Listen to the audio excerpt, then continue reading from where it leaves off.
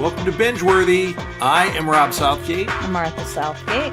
And we have an interesting one today. We binged Making a Murderer from Netflix. Yep.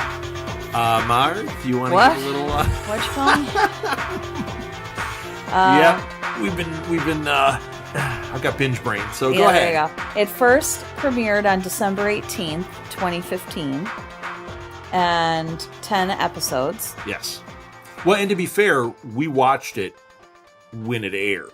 Right away. So there's going to be some perspective here. That will be a slightly different. Yes. Written and directed by Laura... I don't know how you say their names so well, but I'm just going to butcher them. Laura Ricciardi. Ricciardi. I think it's Ricciardi. Ricciardi. And Moira Demos. Yes, I think that's correct. And so what they're doing is they follow the story of Stephen Avery from Manitowoc County, Wisconsin. He served 18 years in prison for the wrongful conviction of a sexual assault and attempted murder, okay? Then DNA evidence exonerated him. Right. And he was freed, okay? But he was then arrested on murder charges for murdering Teresa Hallback. Now, this is after he... Now, it's interesting because when you watch it, when we first watched it, and you find this out in the first episode, you see this whole thing about how he's been convicted and how he went to jail, and then they let him out, and you're going, What is this show about? And then they start, really making him like a local hero. The whole state is like holding him up on their shoulders. And then he gets accused. I don't agree with you on that. I think these two filmmakers were making him a local hero. No, if you remember, everybody in the towns were like, these people are bad. There's something wrong with these people. The state was, because the state, they had the Stephen Avery law, and they were using him as a poster boy. Okay, but not the community he lived in. Right. Because everybody there is like, no, this is a bad seed. You have no idea. A problem. And for whatever reason, these women were trying to make him a sympathetic character and make him look like he was just this misunderstood, lovely man. And I'm thinking... Well, that was what was crazy about this. So we'll flip those cards right away. The filmmakers... It was very manipulative. Yes. It was not good journalism. It was not factual. Right. Most of the time. Because a documentary, yes, it should have the filmmaker's perspective, but it should also not be so heavy-handed one way. This was very manipulative, making you think that Stephen Avery was innocent. They did things to allude to him not being innocent. But not really. You could tell the whole time, you're like, they're really pushing that he's innocent. And if you actually read the court transcripts and you read anything else outside of this documentary and you dig a little bit deeper, a lot of what they say is not factual at all. And it goes against what went on in court and what the actual facts are. And that was really hard for me afterwards because... So that's why we're putting a warning out here. Yeah. Because go into it knowing this is fiction. A lot of this is fiction. It's a good way to approach it, or to at least know you're not getting an unbiased You're not approach. getting the story. Because it's not true. But it's kind of like watching, what's his name? Michael Moore film. I like Michael Moore films. But he goes at it in a very biased way. Much of what he does is... I'm going to do everything I can to sway you to my view. Or is he at least telling the truth about these people? These women were not telling the truth about him. They were saying different things about the evidence that was found. Yes. They were telling they were not telling the truth. Well, it muddied a lot of what you were seeing, because they were definitely trying to manipulate. Now, here's what's interesting. I'm going to add a wrinkle to this. A wrinkle away. Well, after we watched it, it ends, and we both had talked about this. You and I, as we're watching it, we kept saying, boy, they were really pushing that he's innocent. this is But we really believed he was innocent based on watching this. Right. But by the end, by the last episode, we were going, we both said, I feel like they're pushing one way. Yeah. Even though we were buying it because we didn't know anything about the case. Right. Right? But by the last episode, and that's why we went upstairs, I'll never forget it. You and I went upstairs, we pulled up our phones, and we started looking for anything we could about this. Yes. Because we're going, something's not. And that's when we found out that it was manipulative. Wrong. But there were so many things that they blatantly lied about. Right. About certain evidence, about certain court thing, and you read it and you go, that is not at all what happened. The way they portrayed, the lawyer involvement, everything, the public opinion, you're like, they were really playing with that. It was not right. But that wrinkle I was going to add is I went, because I'm a big podcast fan, I looked it up under podcasts, and I found shows like, I believe one is called Undisclosed, that did a series about this where I think that's the one. It was lawyers. And there are other ones. Just look up Making a Murderer, and you will find some really fascinating podcasts. I found one where it was two lawyers, and it might have been Undisclosed, two lawyers that picked the case apart. So they talked about what the evidence was. Like they looked at court documents and everything, and then they talked about the documentary, and they would say, yeah, they were making you believe this, but if you read the court documents, this is what was going on. And it added a really interesting perspective. So I highly recommend checking out the podcast, and I will try to figure out which were maybe my top 3 that I tried and put them in the show notes. But Undisclosed is one that I know was in the top 3. I just don't know if that's the one I'm thinking of here. Okay. It was filmed over 10 years. Yes. And the filmmakers moved back and forth from New York to Wisconsin.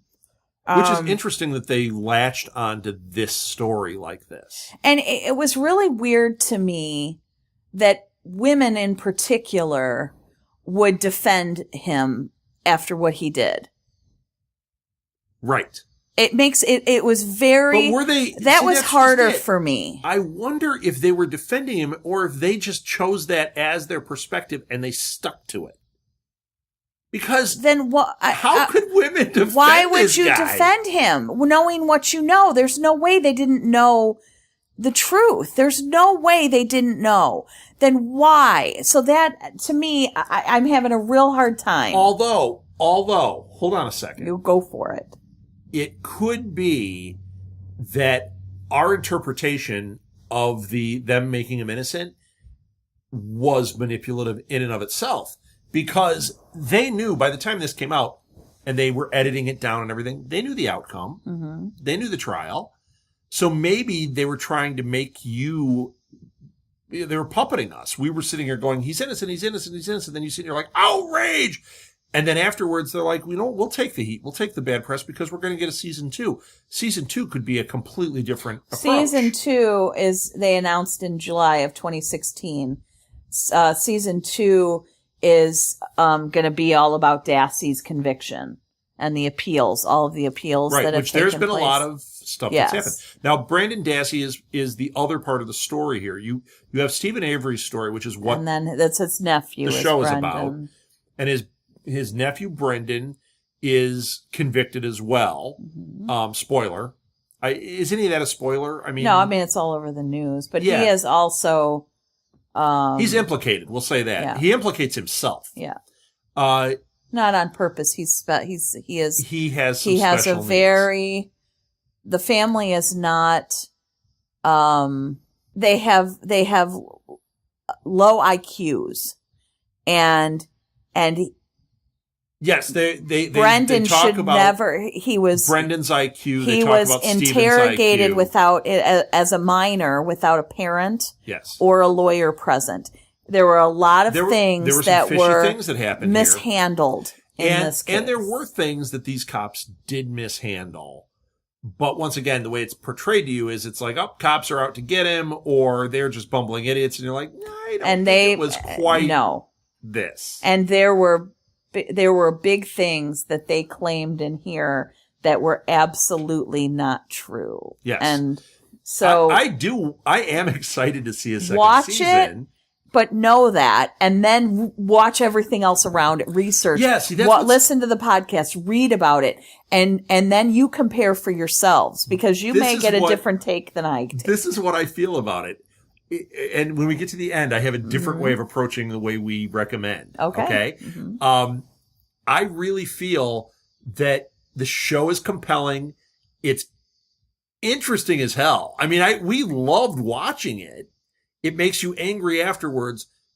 But if you really want to get what you should be doing, the real binge recommendation is the podcast, as many as you can find about it. Because I'll tell you, the other thing that it did for me is it propelled me into all these like true crime podcasts that I listen. I never listened to those. Which would be fun, yeah. I listened to some really fun ones that you listen to and you're like, you can tell right away who's manipulating and who isn't once you get used to listening to this. So but we'll get there. We'll get to how I want to recommend this one or whether I do.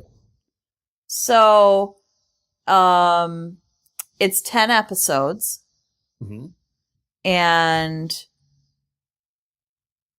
it's entertaining. It is. It's very entertaining. And I feel so terrible. The woman who, according to this, he killed, according to the state, he killed was Teresa Halbach, who was a photographer. And I feel so bad for her family. Yes. I feel bad for the whole situation. I mean, like, you watch it and you don't feel like, I mean, they do give you that. Like, you really do. Even if he's innocent, they definitely hold that up where you're like, this is a real tragedy, no matter what. You got that? I did. I felt for her. I felt for her. Was on, I didn't feel the filmmakers felt for her. Yeah, maybe they did. I didn't at all. But and they did not feel for her family. Maybe I was so invested in the show that portrayed to me that her family was just latching onto the fact that it was him just to get an answer. And that was... I've kind of forgot but they did kind of play around that the brother was involved or something. I do not believe a bunch of bull. In any way that they were kind to the family, that they were sympathetic to the family, or that they... Interesting. I forgot that. Once again, it's probably because of all the extra stuff I've read or listened to. But, you know, there is a woman who lost her life in this situation. A young woman who had her whole life ahead of her. That story is fascinating. When they start picking apart what the evidence is, forget who did it.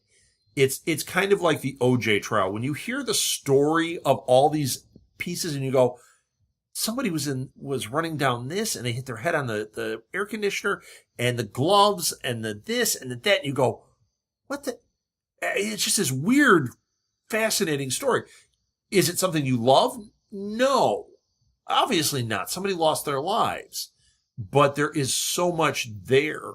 It's like, man, if you saw this in a movie, you'd think, oh my gosh, they really padded it with a lot of weird things. But this happened.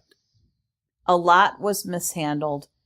No question. No question. A lot was mishandled in his first conviction and throughout the other case. I'm not disputing that in any way. There was a lot, but this documentary mishandled it, in my opinion. But can I watch it separate from that and watch it as entertainment as opposed to news? Right. It's almost like watching a movie version, like a Lifetime movie.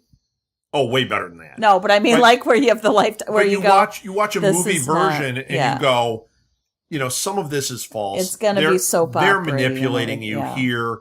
You know, those aren't the words that were said. And here they are using the words, but they're splicing them together in ways that you go, yeah, this guy said this in court, but that's not what was going on. So yeah, can you look at it from an entertainment standpoint? Because if you do that, it's really great. Like, I was so invested in watching Yeah. this. Oh my gosh. I was too. But then when I If they read, had just told the truth, if they had just told the truth, I don't understand why. I guess to me, that's it. I don't get why. Right. Because like I said, the story's interesting enough without making stuff up. But it could be that they were simply trying to tell a story and manipulate the audience into an emotional roller coaster. They might be, instead of documentary filmmakers, a different type of storyteller. But they happen to make a documentary, and they might even think they're documentarians, but I don't think they are.